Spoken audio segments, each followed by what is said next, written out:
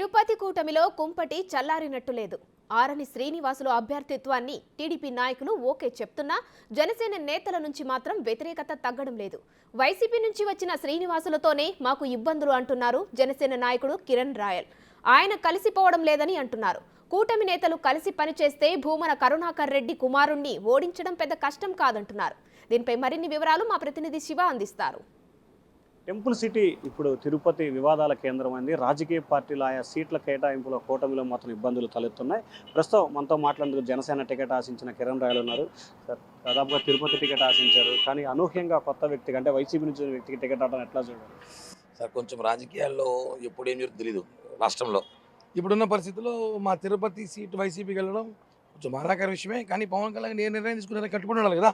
Party అధిష్టానం వాళ్ళకి survey ఉంటుంది, రిపోర్ట్స్ ఉంటాయి, ఎందుకు తీసుకొని తెలుస్తుంది. కాబట్టి పవన్ కళ్యాణ్ గారు తీసుకున్న నిర్ణయానికి మేము శశావ ఇచ్చి అభ్యర్థి గెలుపు కృషి చేయమని చెప్పి ఇచ్చారు. స్టార్టింగ్ కొంచెం వివాదాలు వచ్చాయి, లోకల్ నాన్ లోకల్ అవన్నీ కొంచెం ఇష్యూస్ వచ్చాయి. అక్కడ స్థానికంగా టీడీపీ నేతలు వైసీపీ నేతలు అందరూ కూడా ఆ విషయం కూడా కళ్యాణ్ గారి దృష్టి తీసుకెళ్ళాం. నాగబాబు గారితో మాట్లాడడం, కలిసి పనిచేయాలని సూచించారు. తిరుపతికి వెళ్ళి ఒకసారి మాట్లాడే అభ్యర్థితో అలా ముందుకెళ్ళి ఏం చేయాలి ఆలోచించాల్సి. ఈరోజు మీరు ఎవరెవరిని కలిసారు పార్టీ ఆఫీస్లో? ఎటువంటి హామీ లభించింది మీకు? సార్, నాగబాబు గారిని కలిసాము, అలాగే అజయ్ గారిని కలిసాము. హామీ అంటే ఏముండదండి, పార్టీలో మనం పనిచేస్తున్నాం, మేము వచ్చాం మాట సేవ చేయడానికి.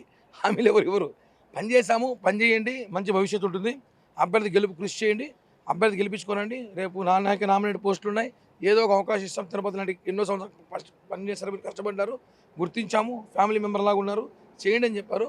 అలాగే మీరు చెప్పినట్టు వెళ్ళి అభ్యర్థితో కలుస్తాం. సమస్య మాకు ఇక్కడ అభ్యర్థి సమస్య ఉంది, అక్కడ అతను కోఆర్డినేట్ చేయడం మాకు అదే సమస్య. అంతేగా మాకు పార్టీ మీదేం కాదు, అభ్యర్థి కోఆర్డినేట్ చేయకి ఇబ్బందులు వస్తున్నాయి. అభ్యర్థికి ఇక్కడి నుంచి ఫోన్ చేసి చెప్పారు కలిసి పనిచేయని చెప్పి వెళ్తున్నాం. వెళ్ళి చూసి మాట్లాడి ఏర్పాటు చేసుకొని ఎలా చేయాలి దాన్ని బట్టి కూర్చొని 3 పార్టీలు కూర్చొని మాట్లాడి వెళ్తాం ఎన్నికలకు. సార్, ఇప్పటికే టీడీపీకి సంబంధించి టికెట్ కావాలని చెప్పి ఆమె కన్నీరు పెట్టింది. అలాగే మీ పార్టీలో 3 గ్రూపులు అయినాయి. సో దీన్ని ఏ రకంగా సెట్ చేయబోతా ఉన్నాం? నాకు తెలిసి పవన్ కళ్యాణ్ గారి పర్యటన ఉందండి మొదటి వారంలో. ఆయన వచ్చే వరకు ఈ లోటుపాటు ఉంటాయి. ఒకసారి అధ్యక్షుడు కూర్చుంటే అన్ని సెట్ అవుతాయని చెప్పి నాకు అభిప్రాయం ఉంది సార్. ఫైనల్గా భూమన కరుణాకర్ రెడ్డి కుమారుడు అక్కడ బరిలో ఉన్నారు. సో కూటమి నేతలు అతన్ని ఢీకొట్టడానికి ఎటువంటి కార్యాచరణ రూపొందించబోతా ఉన్నారు? కరుణాకర్ రెడ్డి కొడుకును ఓడించడం సమస్య కాదు సార్. కూటమి కలిసి పనిచేస్తే, అందరం గట్టిగా ఫైట్ చేస్తే, ఒకే మాట మీద ఏమైనా కానీ ఎవరికి ఇచ్చిన సీటు పనిచేద్దాం, మన సీటు ఫైట్ చేస్తే ఖచ్చితంగా అతను పెద్ద సమస్య కాదు. 20-30 కొట్టేస్తాం అతను. అంటే మీరేది ప్రతిదీ చేస్తే అంటున్నారు, చేసే అవకాశం ఉందా లేదా? అవకాశం ఇస్తున్నారు, ఇచ్చినప్పుడు చేస్తా, ఖచ్చితంగా చేసి తీరుతా. ఎందుకంటే మాకు కళ్యాణ్ గారితో అవసరం, అభ్యర్థి మా కళ్యాణ్ గారి మనిషి.